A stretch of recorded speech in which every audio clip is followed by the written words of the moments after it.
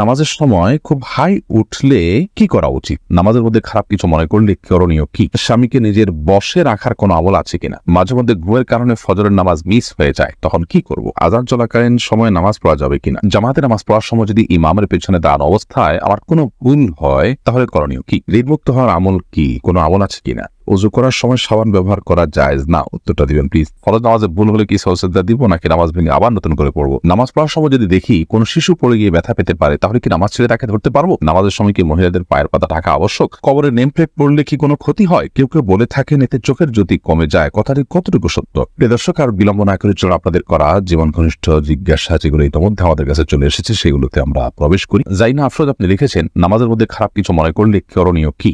নামাজের মধ্যে খারাপ কিছু যদি কারোর মনে পড়ে, তাহলে সেক্ষেত্রে সাথে সাথে মনটাকে ফেরত নিয়ে আসবেন, এটাই মূল করণীয়, এবং ইনশাআল্লাহর মাধ্যমে আল্লাহ তাআলা মাফ করবেন। সাব্বির খান আপনি লিখেছেন, মাঝে মধ্যে ঘুমের কারণে ফজরের নামাজ মিস হয়ে যায়, তখন কি করব?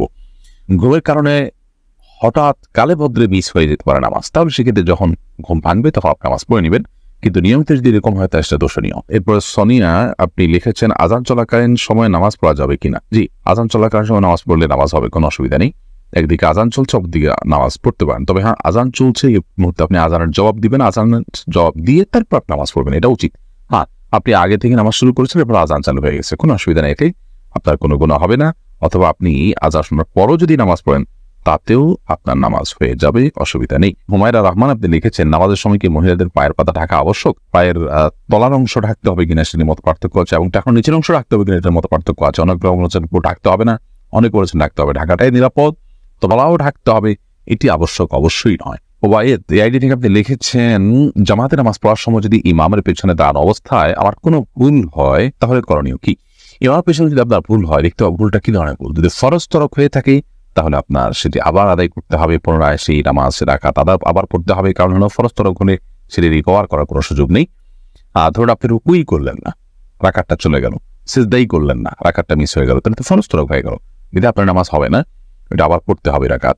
আর যদি ইমামের পেছনে কোনো ওয়াজিব আপনার ছুটে যায়, তাহলে এই ক্ষেত্রে নর্মালি সুজদা দেওয়ার কথা, কিন্তু ইমামের পেছনে থাকার কারণে আপনার সুজদা বর্তাবে না, বরং ইমামকে আপনি অনুসরণ করবেন, ফলো করবেন। আর যদি সুন্নাত ছুটে যায়, তাহলে তার সুজদার বিষয় নাই, নামাজ হয়ে যাবে। এমডি আব্দুর রহমান আপনি লিখেছেন, অনেকে বলে ওযু করার সময় সাবান ব্যবহার করা জায়েজ না? উত্তরটা দিবেন প্লিজ। না ভাই আব্দুর রহমান, এমন কোনো কথা নেই। ওযু করার সময় আপনার সাবান ব্যবহার করাতে কোনো অসুবিধা নেই, এটি নেহায়েতই মন গড়া কথাবার্তা। এসকে জুবাইর আপনি লিখেছেন, কবরে নেম প্লেট পড়লে কি কোনো ক্ষতি হয়? কেউ কেউ বলে থাকেন এতে চোখের জ্যোতি কমে যায়, কথাটি কতটুকু সত্য? ভাই জুবাইর, এটা একেবারেই অসত্য, একেবারেই অমূলক, একেবারেই আপনার ভিত্তিহীন এবং কুসংস্কারের জন্য বিশ্বাস এবং ভক্তি। কবরে নেম প্লেট পড়াতে কোনো অসুবিধা হয় না। অন্য যে কোনো কিছু পড়লে যেরকম তার সাথে আপনার যে কোনো সাধারণ কোনো জায়গাতে আপনি কোনো মানুষের নাম লেখা আছে, তার জন্ম মৃত্যুর সন তারিখ লেখা আছে, এরকম কোনো কিছু দেখলে সেখানে যেরকম কোনো অসুবিধা নেই, কবর নেম প্লেট পড়াতেও কোনো অসুবিধা নেই, এটা নেহায়েতই কুসংস্কার। মোহাম্মদ হোসেন আপনি লিখেছেন, ঋণমুক্ত হওয়ার আমল কি? কোনো আমল আছে কিনা? ঋণমুক্ত হওয়ার জন্য অনেকগুলো আমল, অনেকগুলো দোয়ার কথা আছে। এর মধ্যে থেকে একটি দোয়া খুব সহজ, সেটা হলো আল্লাহুম্মা কফিনি বিহালালিকা আন হারামিক ওয়া আগনিনি বিফদলিকা আম্মান সিওয়াক।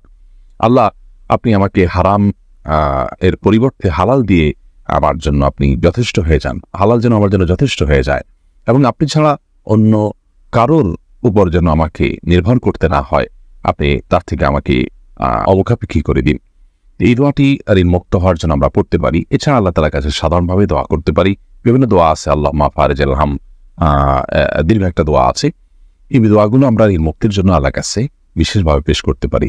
তাছাড়া আরেকটা দোয়া আছে, আল্লাহুম্মা ইন্নী আউযু বিকা আল্লাহুম্মা ইন্নী আউযু বিকাল হাম্মি ওয়াল হাযান ওয়া আউযু বিকাল আজজি ওয়াল কাসাল ওয়া আউযু বিকা মিন গালাবাতিদ দাইনি ওয়া কাহরির রিজাল। এই দোয়ার শেষ অংশের অর্থ হলো ওয়া আউযু বিকা মিন গালাবাতিদ দাইন, আল্লাহ ঋণের প্রাবল্য, ঋণের প্রাধান্য, যেটার কারণে আমার ঋণের বোঝা আমি নুয়ে পড়ি, এটা থেকে আমি আপনার কাছে পানাহ চাই। ওয়া কাহরির রিজাল, এবং মানুষজন আমার উপরে চড়াও হয়, এরকম কোন পরিবেশ পরিস্থিতির মুখোমুখি হওয়া থেকে আমি আপনার পানাহ চাই। তো এই দোয়াটাও আমরা পড়তে পারি। ঋণ মুক্তির জন্য অনেকগুলো দোয়াই আছে, আমরা সেগুলো অনুসরণ করতে পারি। ইনশাআল্লাহ বিদিল্লাহ আমরা এটার উপর ভিন্ন কোন একটা স্বতন্ত্র ক্লিপে কথা বলার চেষ্টা করবো, আল্লাহ তাআলা তৌফিক দান করে। বর্মি আক্তার উর্মি আপনি লিখেছেন, শুনেছি নরমাল ডেলিভারিতে সব আছে, এই বিষয়ে একটু বলবেন কি? ডেলিভারি নরমাল হবে নাকি অপারেশনের মাধ্যমে হবে, সেটা একান্ত আপনাদের নিজস্ব ব্যাপার। শরীয়তের ক্ষেত্রে কোনো বিশেষ কিছু ঠিক বা ধার্য করে দেয়নি। নর্মাল ডেলিভারি হলে বিশেষ সব আছে এমন করার কথা নেই। তবে হ্যাঁ, মায়েদের যদি সন্তান প্রসব করতে গিয়ে দুনিয়া থেকে আল্লাহ করে চলে যেতে হয়, মৃত্যু হয়ে যায়, তাহলে সেক্ষেত্রে তারা শাহাদাতের মর্যাদা পাবেন, সেটি ভিন্ন বিষয়। সেটার সাথে নর্মাল বা অপারেশনের কোনো সম্পর্ক নেই। ইসরা জাহান পারমি আপনি লিখেছেন, ফরজ নামাজে ভুল হলে কি সজদা দিব নাকি নামাজ ভেঙে আবার নতুন করে পড়বো? যদি ওয়াজিব তরক হয়, ওয়াজিব ছুটে যায়, তাহলে সে দেশেও দিবেন। যদি ফরজ ছুটে যায় তাহলে ওই নামাজ আপনাকে আবার পড়তে হবে। আর যদি সুন্নাত ছুটে তাহলে তো কিছুই বিশেষ করার নেই। এই জন্য ফরজ কোনটা, ওয়াজিব কোনটা, সুন্নাত কোনটা সেটা আপনাকে জানতে হবে। এরপরে আয়েশা আমির আপনি লিখেছেন, স্বামীকে নিজের বশে রাখার কোনো আমল আছে কিনা? স্বামীকে বশে কেন রাখতে চাচ্ছেন? স্বামীকে বশে রাখলে আমার সব কথা শুনবে এমনটি আমরা চাই বা কামনা করি। পৃথিবীতে মানুষ যা চাইবে তার সব হবে, এমনটি আসলে হওয়ার জায়গা পৃথিবী নয়। এমন জায়গা তো জান্নাত। অতএব বশে রাখার জন্য আমল বলতে আমাদের সমাজে বিভিন্ন রকমের তাবিজ, কবজ, তদবির ইত্যাদির প্রচলন আমরা দেখে থাকি। এগুলো গর্হিত এবং কোনো কোনোটি শিরক এবং কুফরির পর্যায় পর্যন্ত নিয়ে যেতে পারে। বিধায় এগুলো কোনো অবস্থাতে করা উচিত নয়। স্বামীকে আপনি চান যে স্বামী কোনো আপনার প্রতি জুলুম অবিচার না করুক, আপনার হক ঠিকঠাক আদায় করুক, আপনাকে ভালোবাসুক, সেটা যদি আপনি চান তাহলে সেক্ষেত্রে আপনি নিজে ভালো হয়ে চলুন, তার ভালোবাসা অর্জন করার জন্য চেষ্টা করুন,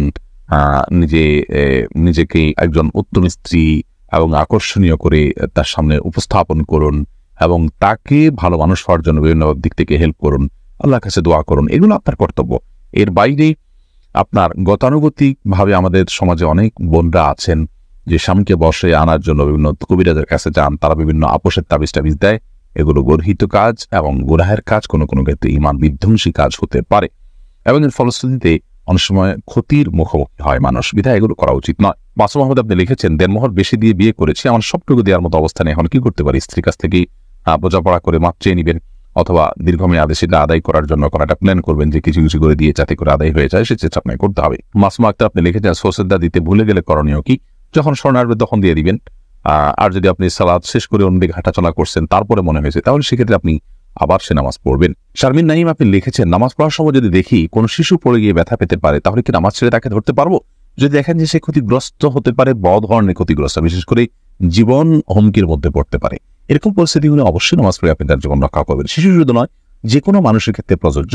ধরুন আপনি নামাজে দাঁড়িয়েছেন, একজন মানুষ পানিতে পড়ে গেছেন, তিনি সাঁতার জানেন না, তিনি ডুবে মৃত্যুর মুখে পতিত হতে পারেন, আপনি তাকে বাঁচানোর সুযোগ আছে, তাহলে আপনি নামাজ ছেড়ে দিয়ে তাকে বাঁচাতে হবে। এটার ব্যাপারে সমস্ত ফুকাহা কেরাম একমত। ঠিক একই ভাবে একটা শিশু, সে যদি কোনো বিপদের মুখে পড়তে যাচ্ছে, আপনি দেখতে পাচ্ছেন যে মৃত্যুর মুখে পতিত হতে পারে, বড় ধরনের বিপদ হতে পারে, আপনি নামাজ ত্যাগ করে তাকে ধরতে পারেন, কোনো অসুবিধা নেই। আর যদি হালকা পাতলা ব্যথা পেয়েছে, মনে হয় যে অন্য কেউ হয়তো ধরবে, হয়তো একটু কান্নাকাটি করে ঠিক হয়ে যাবে, তাহলে সেক্ষেত্রে আপনি নামাজ ছেড়ে তাকে ধরা উচিত নয়। এরপরে নওশির আক্তার আপনি লিখেছেন, নামাজের সময় খুব হাই উঠলে কি করা উচিত?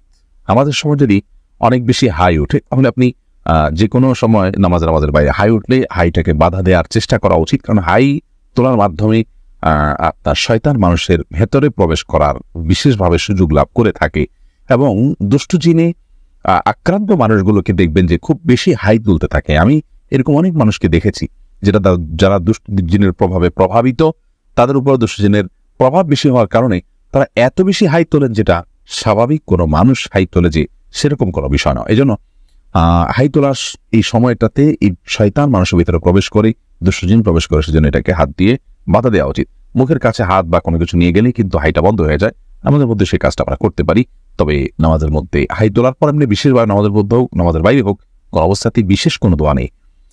লা হাওলা ওয়ালা কুওয়াতা ইল্লা বিল্লাহ আমরা অনেকে পড়ি, এটা পড়তে হবে হাই তোলার পর, এরকম কোনো বাধ্যবাধকতা নেই। বরং আপনি হাত দিয়ে সেটাকে বাধা দেওয়ার চেষ্টা করবেন।